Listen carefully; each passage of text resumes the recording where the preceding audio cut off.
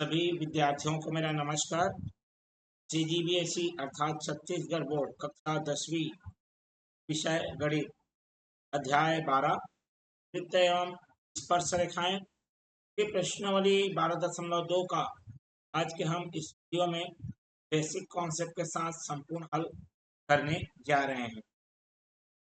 चलिए सभी विद्यार्थियों का मैं अपने इस प्यारे से यूट्यूब चैनल में हार्दिक अभिनंदन एवं स्वागत करता हूं, जिसका नाम है पीके मैथ्स एजुकेशन।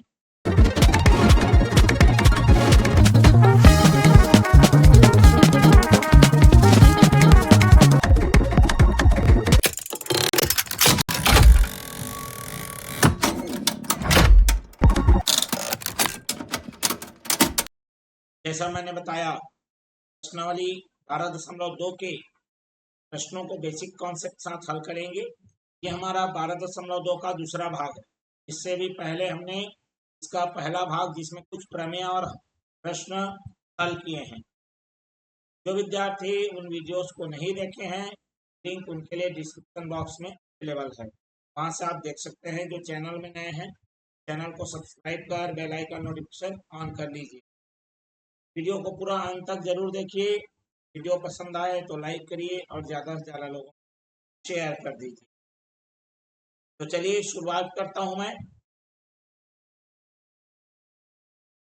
ये जो दिया गया कॉन्सेप्ट, मेरे बात को, ये जो दिया गया कॉन्सेप्ट है आपका, ये जो प्रमेय यहाँ पर दिखा रहा हूँ, इसका विलोम है। ये हमने पिछले वाले में किया था वीडियो में। ठीक, क्लियर हो गया बात। अब ये इसी का विलोम है, मतलब इसी का जस्ट उल्टा है। और अभी जो दिखा रहा हूं ये वाला है ना, इससे रिलेटेड प्रश्न हो चुका है। ठीक है, पूरी बातें मैं स्पष्ट करूंगा। सबसे पहले इस चित्र को मैं इधर ले आता हूं। चलिए, इसके बाद मैं सारी बातें क्लियर करता हूं। चलिए, अभी भी हमारा अधूरा हो गया ये चित्र।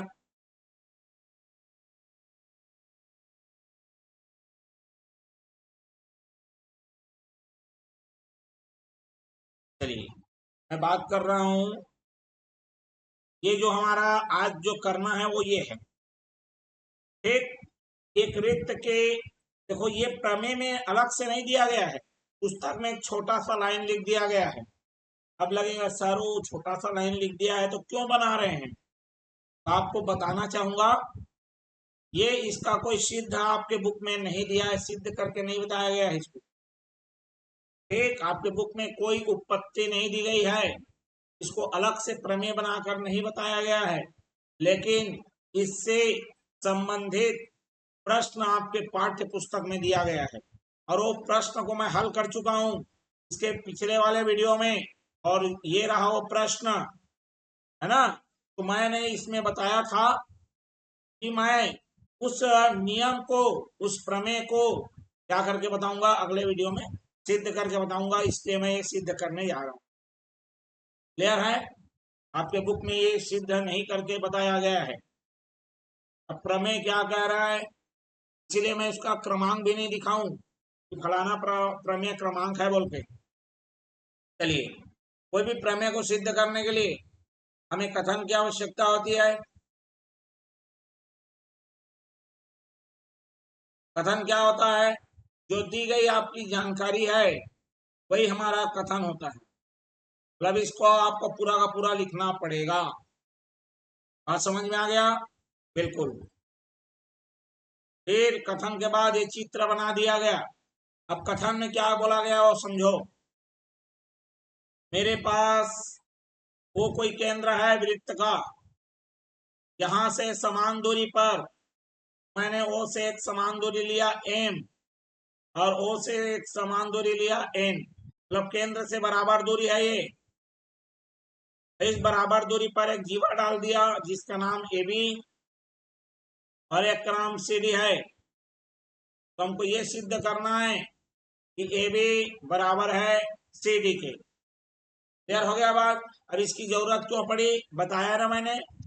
मैं पिछला जो इसका वीडियो है उसमें एक प्रश्न देखा, जो नियम को या उत्पत्ति की नहीं गई थी उसको सिद्ध नहीं किया गया था, लेकिन उसके आधार पे प्रश्नावली में प्रश्न मौजूद है।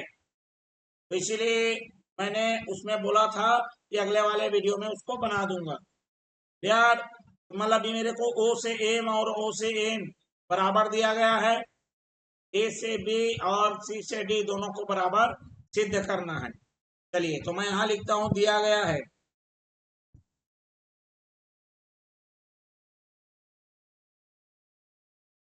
हम लिखेंगे ओ वृत्त का केंद्र है,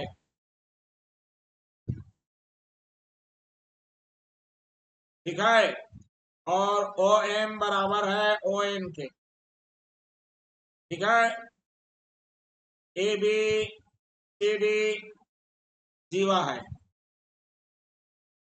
क्लियर हो गया बात। बिल्कुल। क्या सिद्ध करना है? सिद्ध ये करना है यदि मेरा केंद्र से बराबर दूरी पर कोई हमको जीवा प्राप्त होती है तो जीवा की लंबाई बराबर होगी। अर्थात मुझे सिद्ध करना है कि जो जीवा ए बी है, ठीक, और जो जीवा सी डी है वो बराबर है, ठीक। चलिए रचना में हम ओ से ए और ओ से सी को मिलाया लिख लेंगे।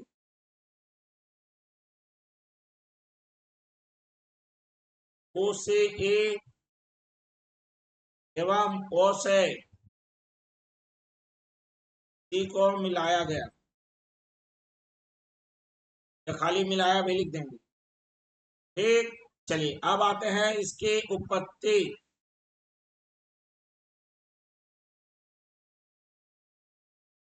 उत्पत्ति में हमें दो त्रिभुज लेना पड़ेगा। जब भी बात करते हैं दूरी की, लंबवत दूरी होती है, ये बात दिमाग में रख लीजिए। क्लियर हो गया बात। बिल्कुल। चलिए ठीक है। चलो तो देखते हैं यहाँ पर मैं दो त्रिभुज लूंगा, ए एम ओ, और एक है सी एन ओ,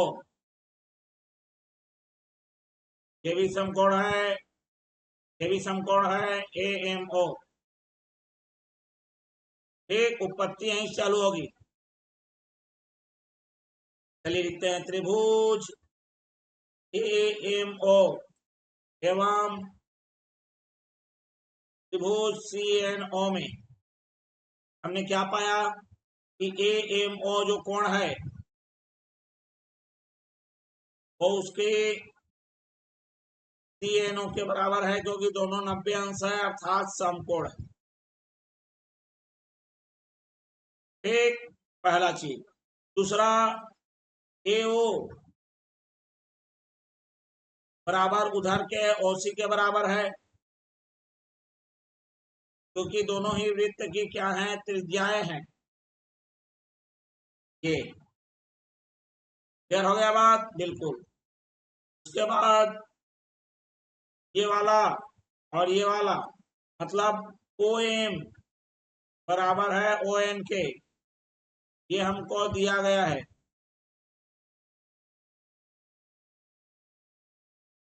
ठीक। चलिए अब देखो, कोई भी दो समकोण त्रिभुज में यदि 90 के सामने वाला, अर्थात ये जो त्रिज्या बोल रहा हूँ कर्ण का भी काम कर रहा है, कर्ण बराबर हो और एक भुजा बराबर हो जाए तो हम लोग समकोण कर्ण भुजा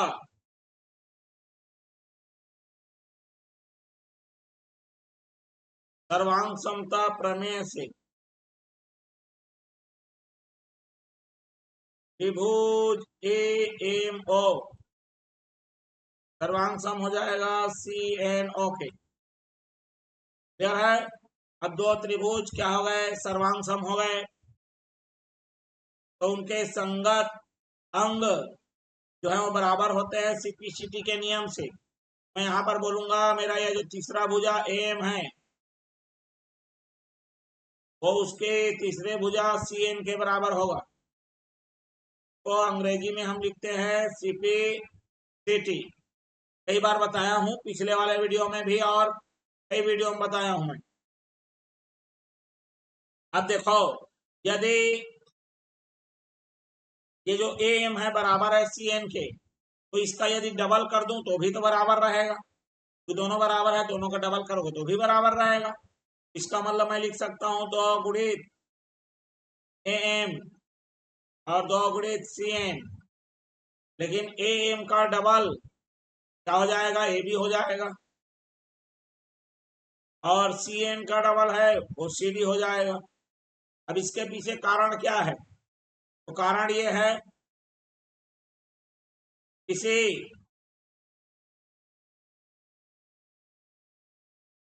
वृत्त में केंद्र से जीवा पर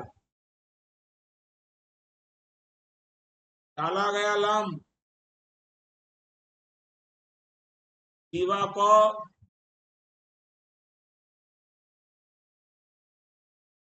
समद्विभाजित करता है। ठीक है, ये 12.1 वाले प्रश्नावली में है ये प्रमेय। तो इसका मतलब में ये लंब डाला हुआ है, ये पूरे का आधा है, AB का आधा AM है, मतलब AM को डबल करोगे तो AB मिल जाएगा। और ये हमको क्या करना था, जो सिद्ध करना था, तो हमारे पास आ चुका है। क्लियर हो गया। और इसी नियम का प्रयोग करके हमने पिछले वाले वीडियो में एक प्रश्न ये वाला तीसरा वाला को बनाया था, जिसमें मैंने लिखा कि केंद्र से जीवा की समान दूरी होने पर, अर्थात वही समदूरस्थ होने पर जीवा की लंबाई बराबर होती है। लेकिन इस नियम को मैं पढ़ा नहीं पाया था, अभी इसको पढ़ा रहा हूं। ठीक है, चलिए अब वो तीसरा प्रश्न हो गया है प्रश्नावली 12.2 का। और ये हम लोग अभी प्रश्न क्रमांक क्या करने जा रहे हैं, चौथा। क्लियर हो गया बात। चलिए, हमारा प्रश्न क्रमांक यहाँ चौथा देखिए, ये रहा, इसको हमें हल करना है। ठीक है, तो चलिए यहाँ पर ये क्या बोला है, 2 वृत्त है जिनका केंद्र O और C है। तो कौन O है और कौन C है उसको देख लेते हूँ। तक के अनुसार छपा है ये चित्र। चलिए, हाँ, जो बड़ा वाला वृत्त है उसका केंद्र O है, और जो छोटा वाला है उसका केंद्र क्या है, C है। ठीक है, चलिए, त्रिज्या क्रमशः 13 और 3 सेंटीमीटर है। ये जो बड़े वाले की त्रिज्या है वो 13 है, और छोटे वाले की त्रिज्या है 3 है। चलिए मैं लिखता हूं यहाँ पर, या तो इधर से इधर तो मिला देता हूं तो भी 13 ही आएगा। ये देखो, ये त्रिज्या है और 13 है बाहर वाले का, और ये जो छोटा है वो कितना का है, 3 का है। ठीक, चलिए, यही आकृति मेरी 42 है। यदि OC लमसम द्विभाजक, ध्यान से सुन लो, OC लमसम द्विभाजक है, बड़े वृत्त को AB पर मिलता है। चलिए इसको प्रश्न को देखते हैं फिर से। यदि OC का लमसम द्विभाजक है, बड़े वृत्त को AB पर मिलता है, देखो O और C इसका आधा करोगे, O और C का आधा याद रखो, जो कि मेरा नाम दिया गया है AB। ठीक है, और ये वृत्त को एक बिंदु, बड़े वृत्त को A पर और दूसरे बिंदु B पर मिलता है, और इसको P बताया गया है। ठीक, चलिए, यहाँ पर कुछ नहीं दिया गया है, इसको मान लेते हैं Q। ठीक, समझ में आ गया, मतलब जो Q है वो O और C का आधा है। ठीक है, हमको क्या निकालना है, एबी की लंबाई निकालनी है। चलिए बहुत बेहतरीन प्रश्न है, जो जो दिया गया है उसको हम समझ लेते हैं। सॉल्यूशन सबसे पहले दिया गया है, लिख लो क्या दिया गया है। ओ तथा टी क्रमशः बड़े एवं छोटे वृत्त का केंद्र है। ये सबसे पहले बात बताया गया है। ठीक, बड़े का ओ और छोटे का, ठीक है, एवं त्रिज्याएं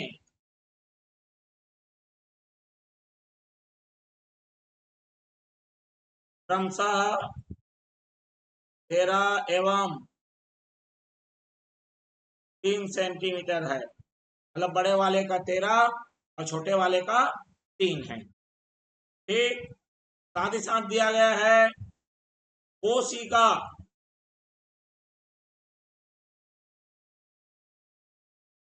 लंबसम द्विभाजक बड़े वृत्त को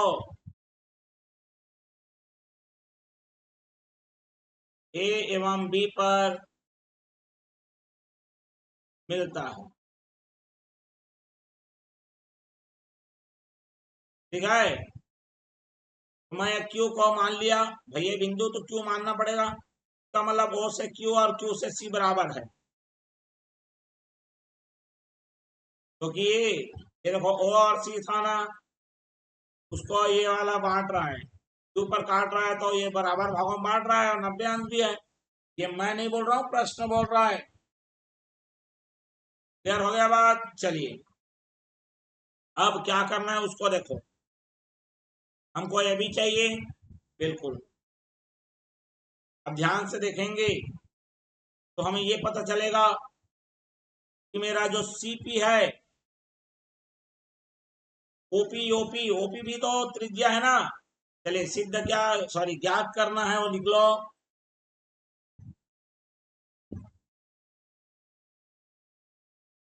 में जो ज्ञात करना है, ए बी की लंबाई। ठीक, चलिए चालू हो जाते हैं। ओपी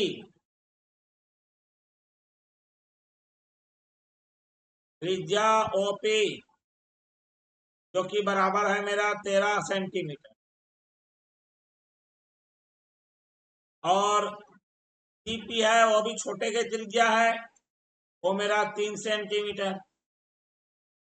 तो क्या मैं ओ सी बराबर ओपी माइनस सीपी लिख सकता हूं, जिसको 13 ऋण 3 बराबर 10 सेंटीमीटर भी बोल सकते। ये यहां से यहां 13 है और ये छोटा 3 है, तो जो बचेगा। अब ओ सी का लमसम विभाजक कौन है, ए बी है। ठीक, इसका मतलब ओ क्यू जो मेरा है, ओ क्यू वो आधा हो जाएगा इसका, ओ सी का। ये हो जाएगा आधा गुणित ओ सी। ओ सी का माना गया है 5, मतलब 10 है, तो आधा करोगे तो कितना आएगा मेरा, 5 सेंटीमीटर। ओ क्यू का मान। अब देखो समकोण त्रिभुज,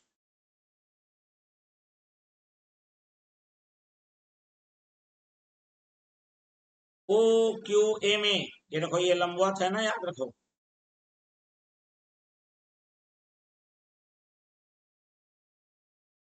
ठीक, ध्यान से देखेंगे मैं क्या बोल रहा हूं उसको।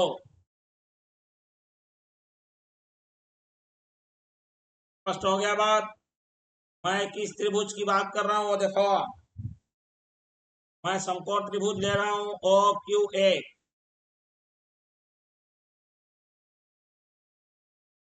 ओ क्यू ए में, ठीक, समकोण त्रिभुज है हमारे पास ओ क्यू ए में। क्या मिला मुझे, पाइथागोरस का प्रमेय लगाऊंगा।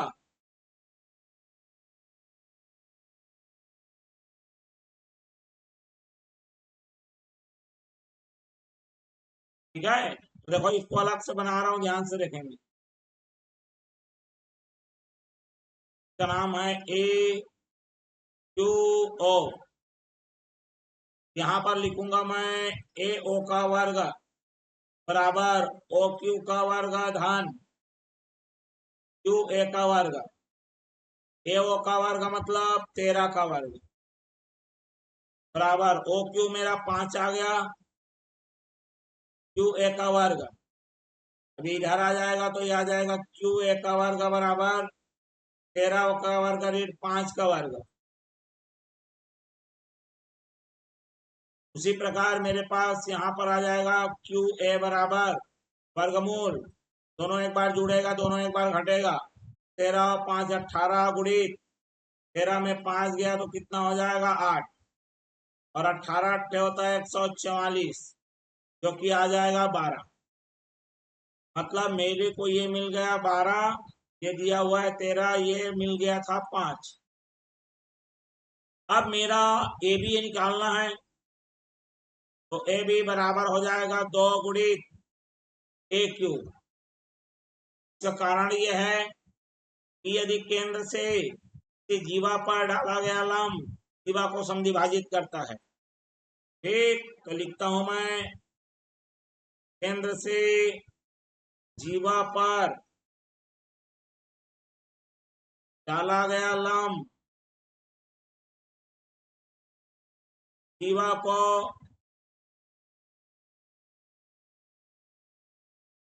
समद्विभाजित करता है, ये नियम है।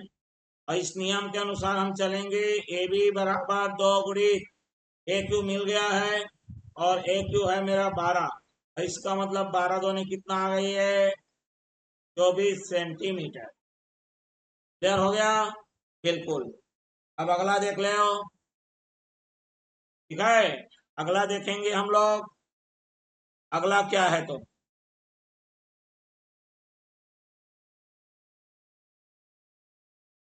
ठीक, चलिए अगले में हमारे पास जो है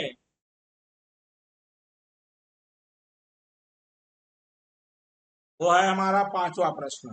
चौथा हो गया, बिल्कुल। 5वां देखो, 5वां प्रश्न क्या कह रहा है। आकृति दी गई है 43 में केंद्र ओ वाला, का मतलब इसका केंद्र है वो ओ है। एक वृत्त में ए बी और सी डी दो समान जीवाएं हैं। चलिए अब किसको ए बी लिया है किसको सी डी लिया है ये हमको देखना पड़ेगा। ये ए बी इधर वाला है लेफ्ट वाला, और राइट वाला सी डी है। चलिए ये मेरा ए बी है और इधर वाला मेरा सी डी है। केंद्र वो है, और जो पी और कहाँ पर क्यू पर, ठीक, पी क्यू दे दिया गया है, लंबवत है बोल रहा है। चलिए पी और क्यू जीवा ए बी और सी डी का मध्य बिंदु है, लंबवत नहीं है मध्य बिंदु है। तो सिद्ध कीजिए ओ पी ई क्यू एक वर्ग है, ओ पी ई क्यू एक वर्ग है। चलिए ठीक, वो बहुत सुंदर प्रश्न है। चलिए सॉल्यूशन देखता हूं मैं। दिया गया है देख लो, दिया गया है वो वृत्त का केंद्र है, ये दिया गया है, बात समझ में आ गई होगी। बिल्कुल, वो वृत्त का केंद्र है। के पश्चात हमारे पास देखो क्या क्या दिया है, ए बी बराबर सी डी है ना, दो समान जीवाएं दिया है ना, तो ए बी बराबर सी डी, साथ ही साथ पी व क्यू ए बी व सी डी का क्रमशः क्या है मध्य बिंदु है।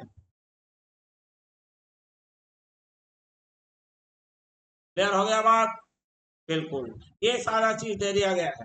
और बिंदु ई पर समकोण है, ये ई है शायद तक ये वाला, और यहाँ पर ऐसा समकोण दे दिया गया है। ठीक, चलिए देख लेता हूं मैं चित्र में। बिल्कुल समकोण दे दिया गया है। ठीक है, चलिए इसको सिद्ध क्या करना है वो लिख लेता हूं मैं। सिद्ध करना है, सिद्ध करना है O P E Q, O P E Q एक वर्ग है।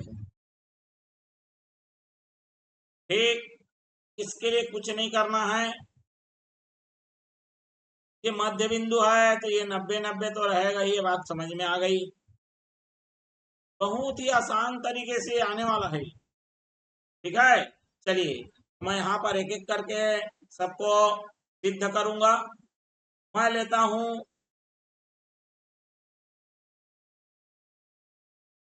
ए बी और ओ पी से। ठीक है, ए बी और क्या जी, ओ पी। ए बी जीवा, ए बी जीवा तथा पी उसका मध्य बिंदु।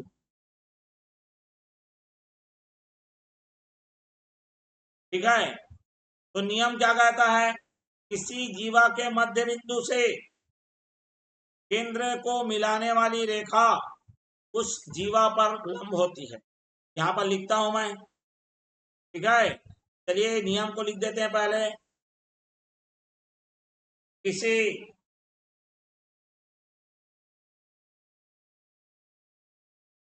जीवा के मध्य बिंदु से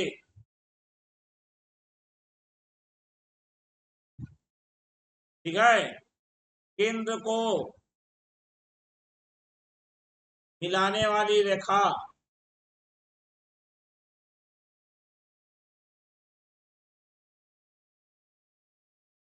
जीवा पर लंब होती है। इसका मतलब देखो, ये ए बी मेरा क्या है, जीवा है, ये मध्य बिंदु है, यहां से केंद्र को मिला है, मतलब मैं लिख सकता हूं ओपी लंब है कहां पर, ए बी पर। पहला चीज समझ में आ गया बात, बिल्कुल।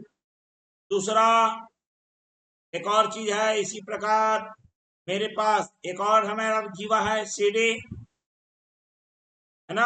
क्यू क्या है, मध्य बिंदु है, क्लियर है। चलिए एवं यहाँ पर एक साथ लिख देता हूं दोनों को इसी नियम के तहत, फिर अलग अलग लिखने को जाए तो मेरा पास क्या हो जाएगा, ओ क्यू भी लंब हो जाएगा कहां पर, सी डी पर। अर्थात ओ पी ई, कोण ओ पी ई बराबर कोण ओ क्यू ई बराबर क्या हो जाएगा, 90 अंश, क्योंकि लंब डला हुआ है। बिल्कुल, यहां तक समझ में आ गया। चलिए मैं इस चौकोन को पहले बना लेता हूं, फिर समझाऊंगा ज्यादा अच्छे समझ में। ठीक है, ये ओ, ये पी, ये ई और ये क्यू, ये 90 पहले से दिया हुआ है, ये दोनों 90 सिद्ध हो गया। ये भी ऑटोमेटिक क्या रहेगा, 90। ठीक है, अर्थात मेरे जो चतुर्भुज हैं ओ पी ई क्यू, है ना, ये हमारे पास चारों कोण क्या हो गए, 90 अंश। इसका मतलब अब ये बात तो साफ हो गई, या तो ये आयत होगा या तो वर्ग होगा, दोनों में से तो एक होगा ही, क्योंकि 90 उन्हीं दोनों में आते हैं, और किसी में 90 नहीं आता भैया, याद रखो। ठीक, चलिए अब मैं इसको बताता हूं। अब एक और नियम है, नियम ये कहता है यदि जीवाएं समान है तो किसी वृत्त में जीवा समान हो तो उसकी केंद्र से दूरी भी क्या होगी, समान होगी। अतः ये देखो, ए बी और सी डी समान जीवा है, ए बी व सी डी समान जीवा है, इसलिए यहाँ पर चूकी डाल देता हूं मैं, अतः की जगह चूकी, यहाँ चूकी फिर अतः आएगा। ठीक है, चलिए यहाँ ले लेता हूँ चूंकि ए बी व सी डी समान जीवा है, यह है ना यहाँ पर देखो है, इसका मतलब केंद्र से दूरी उसकी बराबर होगी, तो ये मेरा क्या आ गया, ओपी बराबर ओ क्यू नियम से। अब देखो जरा चतुर्भुज ओ पी क्यू ई में, ठीक है, चतुर्भुज, अभी चतुर्भुज बोल रहा हूं ना, याद रखो, ओ पी ई क्यू में, ठीक है, कोण P बराबर कोण E बराबर कोण Q बराबर कोण O, ये चारों के चारों 90 हैं, एवं OP बराबर हो गया है किसके, OQ के। ठीक है, OP बराबर है OQ के, अतः ठीक है OPEQ एक क्या है, वर्ग है। कारण लिख देता हूं, ठीक है, किसी चतुर्भुज में सभी कोण समकोण एवं आसन्न भुजाएं बराबर हो जाए। ठीक है, क्या लिख रहा हूं ध्यान से देख लो, किसी चतुर्भुज में, है ना, ये 9वीं का नियम है, सभी कोण 90 एवं आसन्न भुजा बराबर हो तो वह वर्ग होता है। ठीक, अब ऐसे भी एक बात समझ में आ गया होगा कि चारों कोण 90 हैं, तो दो ही चीज में होता है, देख लो ध्यान सुन लो, अगर मेरे पास चारों कोण 90 है, या तो वर्ग होगा या फिर आयत होगा, और में 90 आता है क्या, नहीं आता, मतलब या तो वर्ग है या तो आयत है। लेकिन अगल बगल बराबर है, इसमें तो अगल बगल बराबर होता नहीं है, अगल बगल भी बराबर है, देखो ना ये अगल बगल आसन्न, तो ये निश्चित रूप से अब आयत ना होकर क्या हो गया, ये वर्ग ही रहेगा। ठीक, समझ में आ गया। चलिए इस तरह से हमने प्रश्नावली के प्रश्नों को नियम सहित हल कर लिया, प्रमेय को भी, जो कि आपके पुस्तक में नहीं दिया गया है, उसका पत्ते को भी हमने सिद्ध कर लिया। वीडियो आपको कैसा लगा जरूर लिखिए कमेंट बॉक्स में, अच्छा लगा तो लाइक करिए, शेयर करिए, चैनल में नया तो सब्सक्राइब कर बेल आइकन नोटिफिकेशन ऑन कर लीजिए।